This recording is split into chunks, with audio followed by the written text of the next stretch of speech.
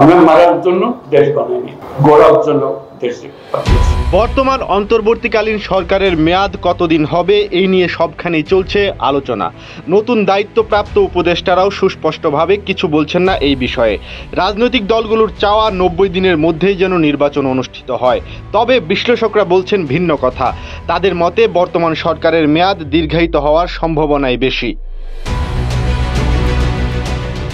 চলতি মাসের 5 তারিখ ছাত্র জনতার অভ্যুত্থানের মুখে পদত্যাগ করে দেশ ছেড়েছেন সাবেক প্রধানমন্ত্রী শেখ হাসিনা।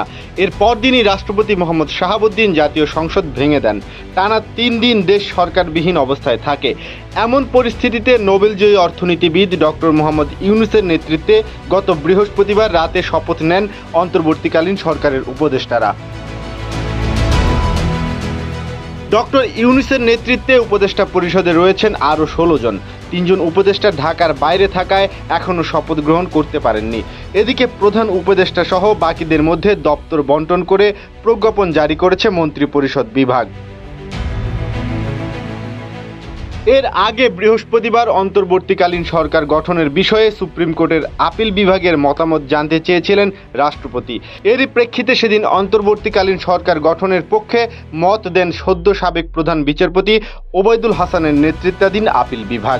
5-স্টার রেটিং প্রাপ্ত বিএলডিসি টেকনোলজির Walton super saver ceiling fan 65% পর্যন্ত বিদ্যুৎ বিল সাশ্রয় করে আপনাকে রাখে প্রশান্তিতে। ওয়ালটন ফ্যান হাওয়া বদলে দেয়।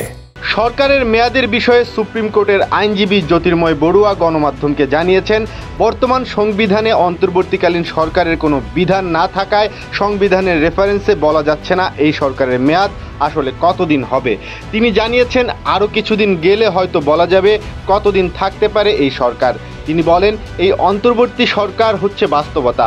প্রয়োজনীয়তার আলোকে উপদেষ্টাদের নির্বাচন দিতে প্রস্তুতি কতটুকু, আস্থা কতটুকু, এসব বিষয়ের ওপর ভিত্তি করে মেয়াদ নির্ধারিত হবে। এদিকে সরকারের মেয়াদ নিয়ে অন্তর্বর্তীকালীন সরকারের উপদেষ্টারাও সরাসরি কিছু বলছেন না। মৎস্য ও প্রাণী সম্পদ মন্ত্রণালয়ের দায়িত্ব পাওয়া উপদেষ্টা ফরিদা আক্তার গণমাধ্যমের কাছে জানিয়েছেন, অন্তর্বর্তী সরকার আর তত্ত্বাবধায়ক সরকারের মধ্যে পার্থক্য আছে। এটা গণ অভ্যুত্থান এবং আন্দোলনের মাধ্যমে গঠিত সরকার, কাজেই এর প্রধান কাজ নির্বাচন নয়। এর প্রধান কাজ হলো যে সমস্যাগুলো তৈরি হয়েছে সেগুলোর সমাধান করা। পরিবেশ, বন ও জলবায়ু পরিবর্তন মন্ত্রণালয়ের উপদেষ্টা সৈয়দা রিজওয়ানা হাসান এই বিষয়ে সাংবাদিকদের বলেছেন, মেয়াদের বিষয়ে এখনই আলোচনা করা বা সিদ্ধান্ত নেওয়া সম্ভব নয়। আমরা সবাই গণতান্ত্রিক দেশে যাতে যাত্রা শুরু করতে পারি সেটার প্রস্তুতির জন্যই তো অন্তর্বর্তী সরকার। সে প্রস্তুতির জন্য যেটুকু সময় দরকার শুধু সেটুকু সময়ই আমরা নেব। শেষ পর্যন্ত আমাদের গণতন্ত্রেই যেতে হবে।